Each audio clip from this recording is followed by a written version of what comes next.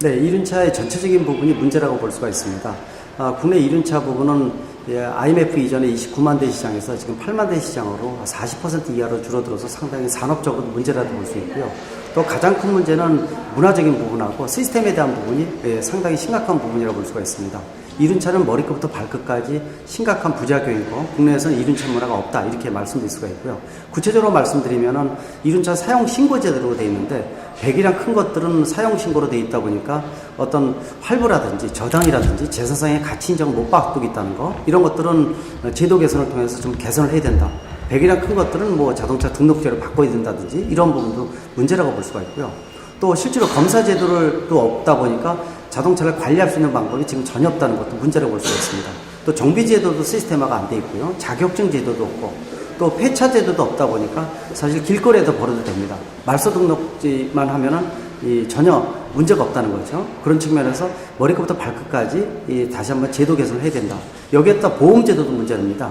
책임보험을 의무라고 볼 수 있지만은 사용 신고할 때 등록만 하니까 한 27%만 가입이 돼 있고 나머지는 등록이 안 돼 있다는 것도 문제고요. 종합보험 자체는 등록할 수 있는 방법이 거의 없다는 것도 문제라고 볼 수가 있습니다. 이런 부분들은 이륜차의 문제가 한두 가지가 아니라고 볼 수가 있습니다. 또 시장에서도 문제죠. 인프라에 대한 부분들은 말씀 안 할 수가 없는데요. 실질적으로 도심지에서 이륜차가 못 다니는 길이 너무 많다는 거죠. 실제로 이런 방지 표지판 중에서 3분의 2 정도는 제거할 수 있는 부분이 상당히 많다는 거. 또 특히 이 고속도로라든지 전용도로 통과 못하는 게 OECD 국가 중에서 우리나라가 유일하다는 겁니다. 고속도로는 나중에 하더라도요. 자동차 전용도로는 길가를 가다가 자연스럽게 전용도로로 이어지기 때문에 못 다닌다는 것은 이륜차를 운행을 하지 못하게 만들어준다는 거죠. 이런 부분들은 경찰청에서 좀 전향적인 생각을 가지고 뭐 88 이 전용도로를 좀 더 몇 킬로미터 정도를 시범적으로 배기량 큰 것들을 대상으로 한 6개월 정도 모니터링을 한다든지 이렇게 한다면 충분히 이 확인을 통해서 이 선진국형으로 갈 수 있는 부분도 있다는 거죠. 그래서 지금까지 말씀드린 이러한 총체적인 문제를 한꺼번에 해결되는 것은 불가능합니다. 1년에 한 3번이나 4번 정도 3, 4개월짜리 짧은 정책 연구를 통해서 이 외국의 벤치마킹사를 통해서 한국형 모델을 정립하면서 하나하나 풀어갈 수 있는 자리 마련이 상당히 중요할 것으로 보고 있습니다. 따라서 이륜차 자체의 이 정책 연구를 통하는 부분이 상당히 중요하고요. 또 정부도 문제입니다. 이 관련 부서인 국토교통부의 입장에서는 사실 이륜차 관련 단체가 최근에 들어와서 3개까지 지금 증가를 하고 있거든요. 이거는 처음에 모두의 이 이륜차 협회를 한 개를 통해서 어떤 방향을 유도한다는 거하고 정책적으로 맞지가 않는 부분이죠. 몇 개를 내므로 인해서 중구난방으로 진행되는 부분들은 상당히 문제라고 볼 수가 있습니다. 방향도 안 돼 있고요.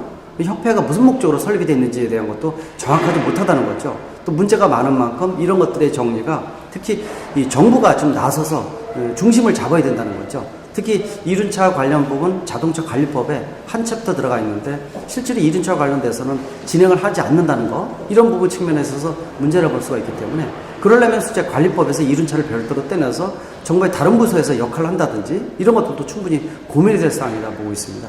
분명히 이륜차는 공로상에 일반 자동차와 같이 다니는 굉장히 중요한 역할을 해주고 있습니다.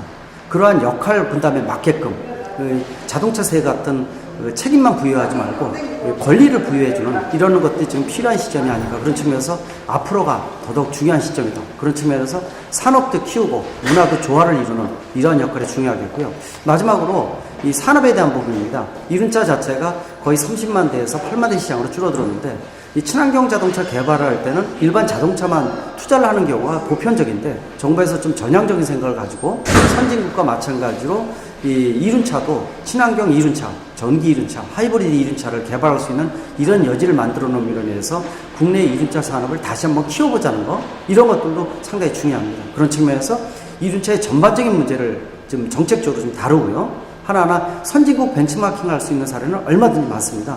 우리 하고자 하는 의제가 상당히 중요하고 특히 중앙 부서의 역할이 상당히 중요하다고 판단할 수가 있습니다. 지금부터라도 늦지 않았으니까 본격적으로 시행하는 것, 또 마음의 의지에 대한 부분들 이런 부분이 지금 시점이 아닌가 이렇게 보고 있습니다. 이륜차 관련 협회가 지금 4개나 나와 있습니다. 역할 분담을 틀리게 한다고 얘기를 하고 있지만 실제로 진행하는 부분은 없다는 게 문제라고 볼 수가 있거든요. 중구난방으로 이렇게 우후죽순으로 생긴 부분들은 상당히 문제라고 볼 수가 있습니다.